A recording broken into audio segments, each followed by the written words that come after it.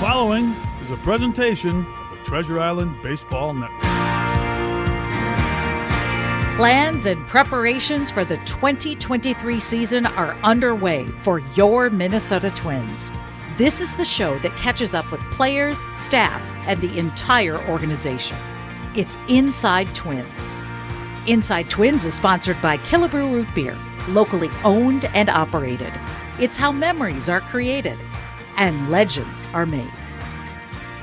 Well, good afternoon. Welcome to another edition of Inside Twins. And as you can see, if you're joining us live all across the various Twin social media platforms, whether it's Facebook, whether it's YouTube, whether it's Twitter, Royce Lewis is our guest today on Inside Twins. And there's Royce joining us live from Dallas, Texas area. And Royce, it's cold here. And I know you were a little chilly over the course of TwinsFest, but you guys are dealing with some nasty ice down there, huh? Yeah, I just don't think we're prepared enough for it down here, So it's kind of like Californians with the rain. It just everyone freaks out, and just best to stay indoors. Yeah, we'll keep you inside and we'll keep you safe for now. But let's start with TwinsFest. You were up here over the weekend, and I know when you're going through rehab, it's a lonely process a lot of the time. TwinsFest is always fun. It always signals the start of the year, but especially this year for you, just to be around the guys and make it all about baseball. How important were those few days for you?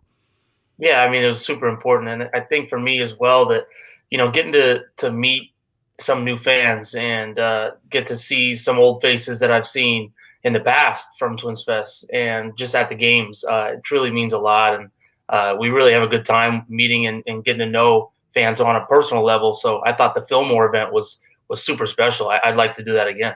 Yeah, you can see some of the footage there if you're joining us as you with some fans. And obviously it was a great turnout from former Twins, current Twins, future Twins. And right in the middle of it, you can see yourself there having a whole lot of fun. I know the questions you got two questions over and over again. How's the knee was one, and then what position are you going to play as number two? You've answered those and beaten them into the ground. So today we're going to try to talk about some other stuff, if that's all right with you. First and foremost, we're not putting any timelines on anything, but you're in Texas. Is that where you'll stay? At what point do you transfer back to Florida in terms of your process as you prepare for your season and everybody else gets set to go here in a couple weeks? Yeah, so everyone's getting set to go in a couple weeks, and I'll be there actually Monday on the 6th. So I'll be flying in and getting myself ready to go for spring, and I'm just trying to get eyes on me because I feel much more prepared and ready to go than I did last time. Like you said, not putting a timeline on it, but definitely ready to go and would like to get cleared as soon as possible. And I know you're always eager to do as much as you can, but you also, as you said, have been through it before, and you know that you have to respect the timeline to some extent. Who are some of the folks that you've leaned on throughout this process? Is it family? Is it close friends? Do you have current teammates, guys maybe that you grew up with back home? Who are the folks that you've leaned on the most?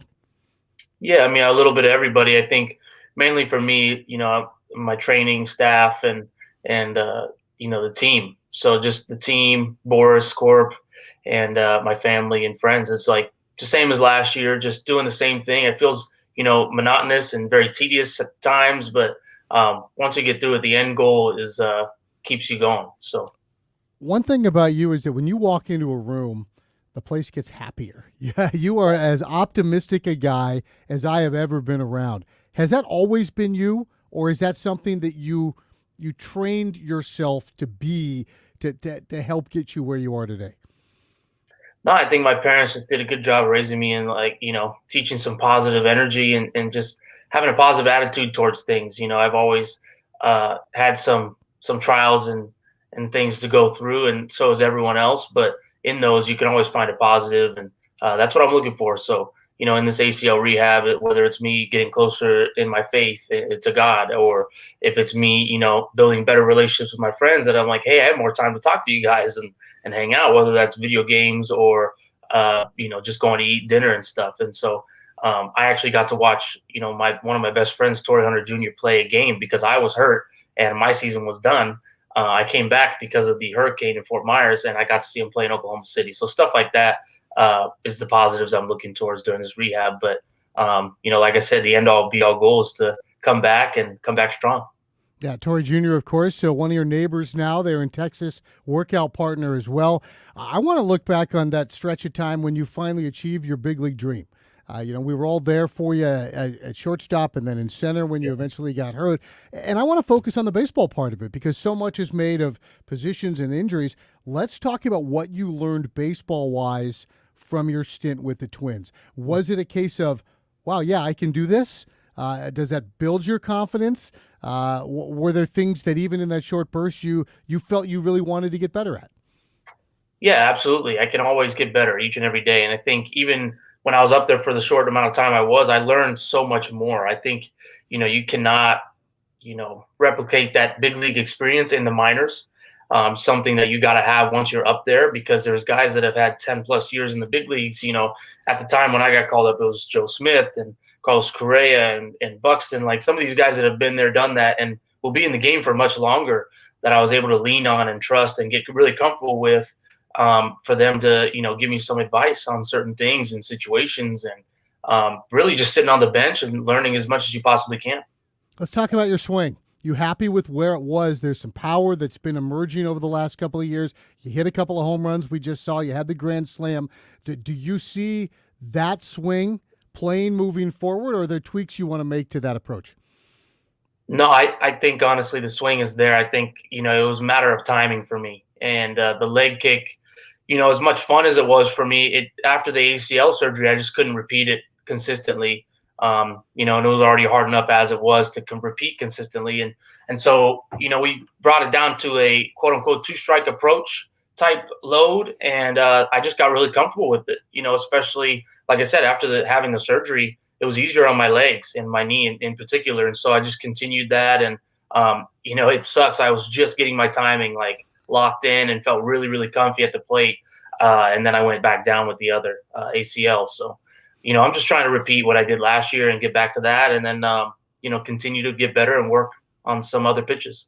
A big league swing is such a funny thing because you get to the big leagues because you have a ton of success, but that swing doesn't always really become what you need it to be until maybe even after you get there or after you've experimented. I compare you a little bit to Byron in that regard. He messed with the leg kick and he had 70 people in his ear. And at a certain point, he just said, leave me alone. I'm going to keep it really simple and use my amazing ability and my experience to get to the balls that I want to hit. Is that kind of the place that you got to as well? Yeah, it's really hard to, not listen because you try to be one of those people like I'm trying to learn as much as possible. So like, who do you listen to when there's like 80 people talking to you? And Torrey Hunter said it best to me is just, you got to do what's best for you at the end of the day. You can listen, but sometimes it's going to go in one and out the other. So you just got to pick and choose your spots of what you want to listen to and what works for you. And then kind of go from there to continue your swing and to better your own swing. And for whatever feels comfortable is your swing. So just do that. You've got power, you're a strong guy, but you also have contact ability. You can use the entire field.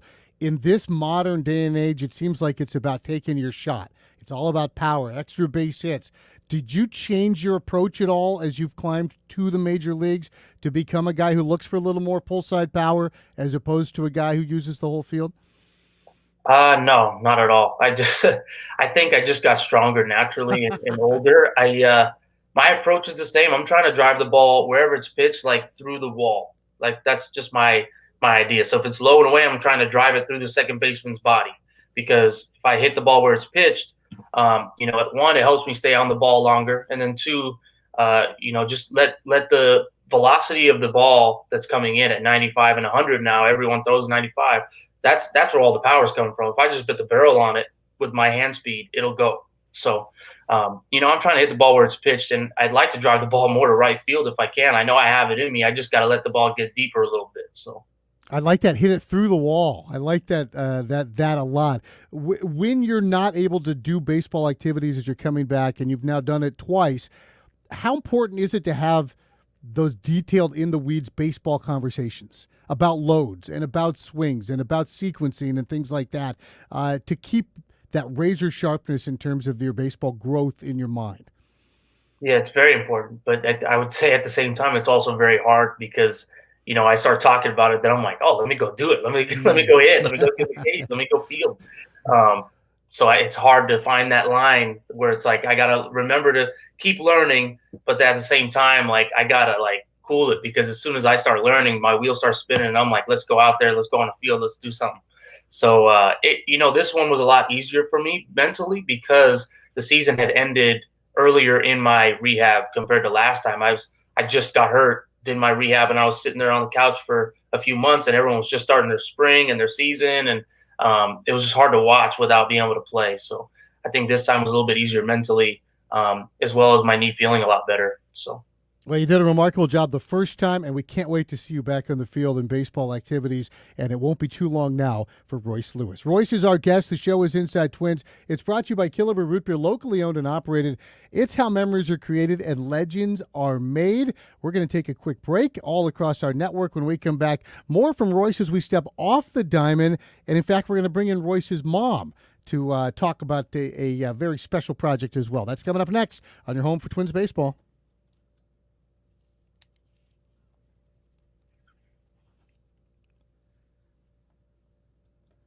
The show is Inside Twins, lighten up the middle of your week as we work our way towards spring training. Boy, pitchers and catchers, they will be reporting very, very quickly. We only have a few of these shows left, and then we will be in Fort Myers as well as the Twins kick off spring training. Royce Lewis is our guest. It's great to have Royce on board, joining us from his home in icy Texas right now. And Royce, over the course of the summer, you were up here with the big club. One of our interns did a great story on you and your mom and the necklaces, the necklace business. And it started when you signed, and you had this nice little signing bonus. You didn't spend it on a car. You weren't out there dropping money everywhere, but you wanted a Derek Jeter necklace, and there was a little sticker shock, and your mom said, I can do you a little better. Here's what your mom, Cindy, had to say. I just started looking into options to making him a necklace, and I found these black glass beads that I was able to make him a necklace, and it looked similar to what Derek Jeter wore, and he was happy with that. And it didn't cost you $8,500. I believe was. Talk a little bit about. Go back, take us back, if you will, to teenage Royce Lewis. You got your signing bonus. You're about to start your career, saying, "Mom, man, I want a necklace like my hero, Derek Jeter." You talked about the good parenting that you've undoubtedly received. How did the idea for her to make the necklace come about? She does that a lot with everything, and same with my dad. He's like, oh, let's go get this car, this thing. And we're always looking for deals. That's just my family. And we have fun doing it. But I would say that, I was looking at it and I saw it was like $8,300 to get the exact same one, like very similar. And, I told her, I'm like, hey, Mom, I think I'm going to spend money on that because I like that. And she's like, well, you play a game, so why are you going to wear an $8,400 necklace on the field when it can easily break, get hit by a pitch, the balls take it all off, rip it open, you're diving head first in a second baseman puts a tag on you, it breaks. So like, let me try to work on something. So I gave her a couple months. She came back. I was in Cedar Rapids, and she brought out the black diamond necklace. So it was amazing. I still wear them all today and to this day. And now I've gotten all different colors and shapes and sizes, and I share them with all my buddies, my teammates, and a lot of people have been helping donate to the cause. Yeah, and it's a great cause. We're going to hear more from Cindy in a moment about where the money ends up. But you're not kidding; it took off like wildfire because you became kind of the guy with the goods in the minor leagues. Here's a clip from that piece of you talking about kind of how you felt as this took off. My mom was working for my team, and then it was opposing teams. It was funny. It was like, I'm like, man, I feel like I work for the cartel or something. They're giving me cash in the back of the like tunnel over here, and I'm giving them a necklace. The cartel comparison still makes me laugh. But boy, you were like the dealer. You were the necklace, the jewelry dealer, roaming the minor leagues. Yeah, just not as dangerous as the cartel. But we had a good time down there. It was so much fun, man. Like when it started, like you said, like wildfire, I was wearing them, and people would ask me, hey, where'd you get that? And I'm like, and my mom made one. Do you want some? I have extra in the back. And so they're like, yeah, absolutely. So after a game or before the next game, the next day, they'd come meet me by the batting cages down below. And we'd make the exchange. What was your mom doing when you were calling her up and saying, hey, can you make me a few more? Can you do one like this? Nick Gordon needs one that has a cross on it. Like, what was she saying when you were coming to her with all these requests? She says every time, like, can they go through the site? Because it's a lot easier for me to see it and make it when they can go through the site and put the sizes. Otherwise, I'll forget just through words. And I'm like, yeah, but I think it makes it easier for them if they just give me the cash and then I tell you. And so we still have those problems to this day where we're working on like, hey, what's easiest to do? But I would say for all the people out there, fans, teammates involved, like go through the Humility Chain site. It's way easier. Humility Chains. That's the name you guys gave them. Explain the root of that. Yeah, honestly, this is my mom's business. She really came up with it. It was just kind of like, me that helped inspire her to start this and kind of my background with the child's cancer, the NIGU Foundation that we donate to. So, I think the name just came from staying humble, like just being a person that stays humble, because there's no reason to change who you are just because your status has changed in the world, whether it's for better or for worse. So you don't need to, feel down on yourself when you're down and you don't have as good of stuff, or when you're doing amazing and you get everything in the world handed to you. You don't need to change either. And so that's kind of where the name started. And she's the one that definitely had that idea. Well, let's hear from Cindy again, because you mentioned the NIGU Foundation, Never Ever Give Up, and she explains a little bit about where this money ends up. They are jars and we've gone in and volunteered our time in making them as well. They're jars that they create and they get delivered to the hospitals, to the children who are going through their treatment. And they consist of little games or necklaces or crossword puzzles or crayons or just little things, activities and little fun things for the kids to have. And that's what Jessie Reese named them, Joy Jars, because it was a way for her to give joy to others who are going through what she was going through.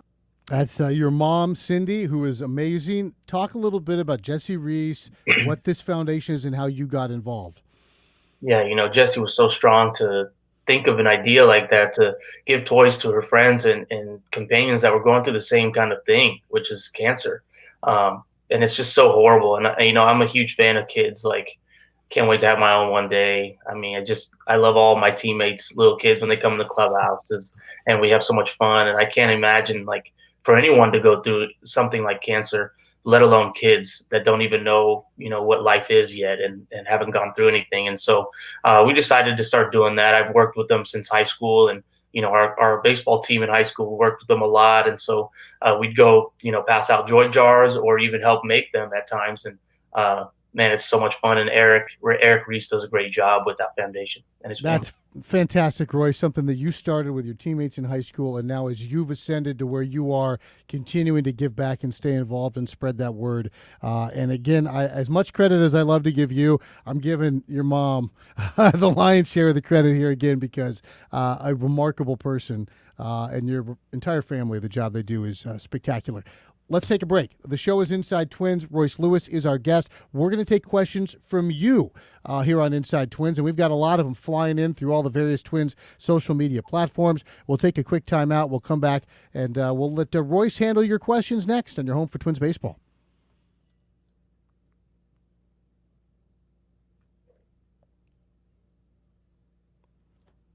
Final segment of Inside Twins. So excited to have Royce Lewis with us. Royce had a huge week here at TwinsFest, pulled in a lot of directions. So, Royce, we appreciate you being iced into your home in Texas and willing to give us a little bit of time here. You were just talking about high school, and I'm going to fire up the first question before we get to some of these coming in on social media. You went to J. Sarah, #1 overall pick.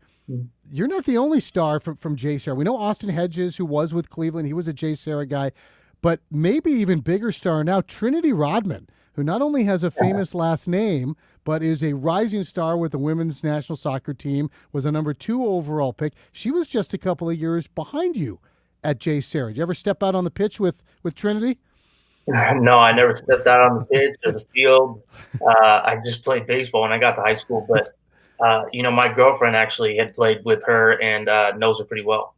Yeah, and again, taking that J. Sarah banner and repping it at a pretty high level there with the U.S. national soccer team. Let's get to some questions. We got a whole bunch of folks here who want to weigh in. We start with Alex.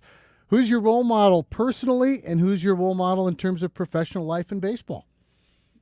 Wow, Alex, that was a great question. Yeah, for personally, I obviously the cliche like your parents, but no, seriously, like my parents, just like my dad, how hard he works, and same with my mom. Like just because you don't have a job, like working with kids is, I would say, almost twice as hard because you have to raise them right for one, and it's all day. It doesn't stop. Especially my sister and I, we had a ton of energy. So I think my parents just work ethic, and then just how they went about their life.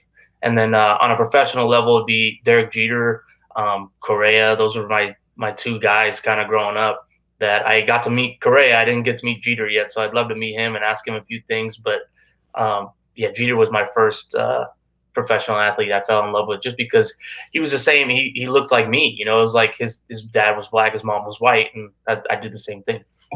Yeah, and a pretty good guy to model. I always tell the story of Darren Mastroianni, grew up a big Yankee fan, hit a spring training double, and as he rounded second, he was thinking triple all the way, and he saw Derek Jeter standing there to take the cut, and he went, "Oh my God, that's Jeter," and he fell over.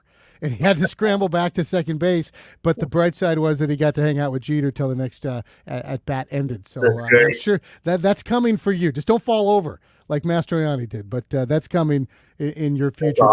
Thank you, Alex. All right, who else do we have next here? Let's try Jolly Joe. We got like a Buccaneer Gopher combo here. I don't know if Byron Buxton had something to do with getting that Buccaneer logo. Yeah, I like that. or not.